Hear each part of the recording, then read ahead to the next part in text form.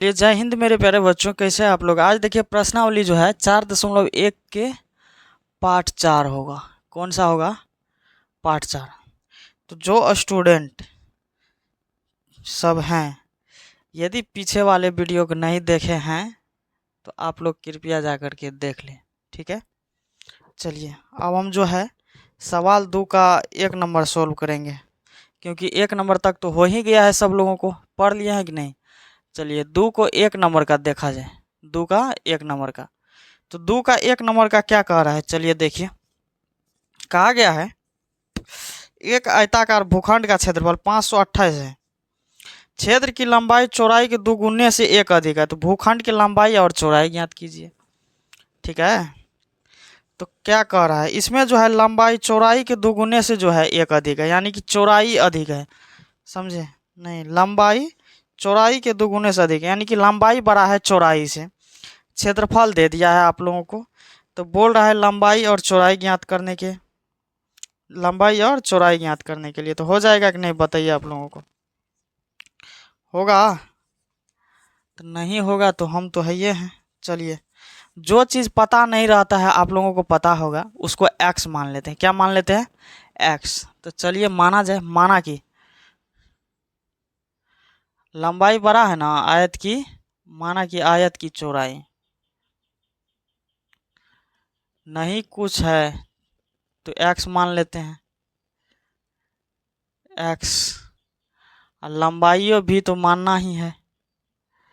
तो लंबाई क्या कह रहा है देखिए, तो लंबाई बोल रहा है कि दोगुने से 1 अधिक है, दोगुने से 1 अधिक है।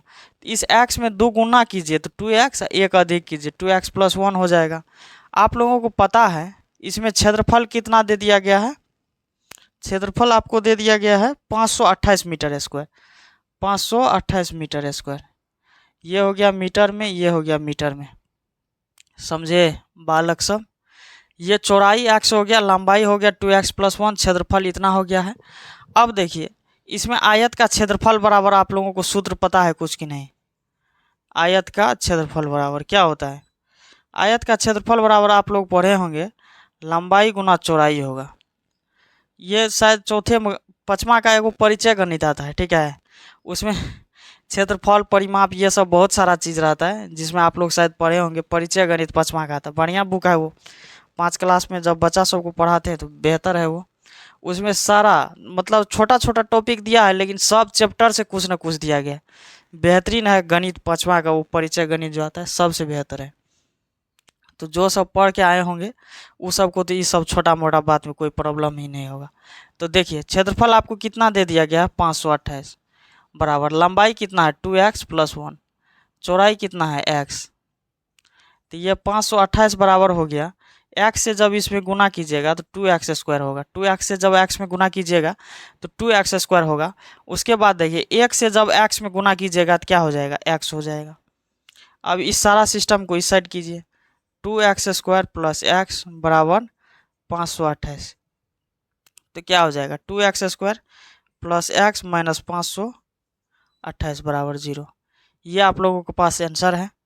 इसको बीज गणितीय रूप में ही बोल रहा है छोड़ देने के लिए, समझे। तो यहीं पे छोड़ देना है। तो 2 नंबर का सवाल देखिए, 2 नंबर का यहाँ पे बना दे, हाँ यही ठीक है। चलिए 2 नंबर का सवाल को देखिए। इसमें बोल रहा है 2 क्रमागत धनात्मक पूर्णांक का गुणनफल 306 है। तो पूर्णांक ज्ञात कीजिए। 2 को पूर्णांक धनात्मक पूर्णांक है। क्रमागत, क्रमागत का मतलब आप लोगों को पता होगा, क्रमागत का मतलब होता है लगातार संख्या, जैसे 1 2 3 4 5 6, ये सब क्या है, क्रमागत। तो क्रमागत का मतलब होता है लगातार। जब भी कहीं पे क्रमागत दिखे तो आपको समझ में आ जानी चाहिए कि ये लगातार की बात हो रही है। क्या चीज़ का बात हो रही है, लगातार की। तो माना कि धनात्मक ना है जी, माना कि पहली क्रमागत धनात्मक पूर्णांक, पहली क्रमागत धनात्मक पूर्णांक, पूर्णांक क्या होता है, x।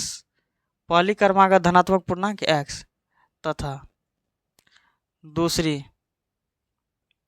क्रमागत धनात्मक पूर्णांक लगातार होता है तो x प्लस 1 होगा। अब इसमें बोल रहा है क्या, गुणनफल है, यानी कि दोनों का गुणनफल अकॉर्डिंग टू क्वेश्चन चलना है तो दोनों का गुणनफल यानी कि x इंटू एक्स प्लस 1 306 दिया है। दोनों का गुणनफल कितना दे दिया है? 306। हाँ 306 दिया गया है। चलिए इस x से गुना कीजिए। इसमें जब x से x को गुना कीजिएगा तो एक्स स्क्वायर होगा, प्लस x से 1 में कीजिएगा तो x बराबर 306 हो गया। चलिए अब इसको इस साइड ला लीजिए, x square plus x minus 306 बराबर का 0। ये हो गया x square plus x minus क्या हो जाएगा? 306 हो जाएगा यहाँ आप लोगों को। चलिए अगला देखिए सवाल क्या कह रहा है। रोहन की माँ उससे 26 वर्ष बड़ी है।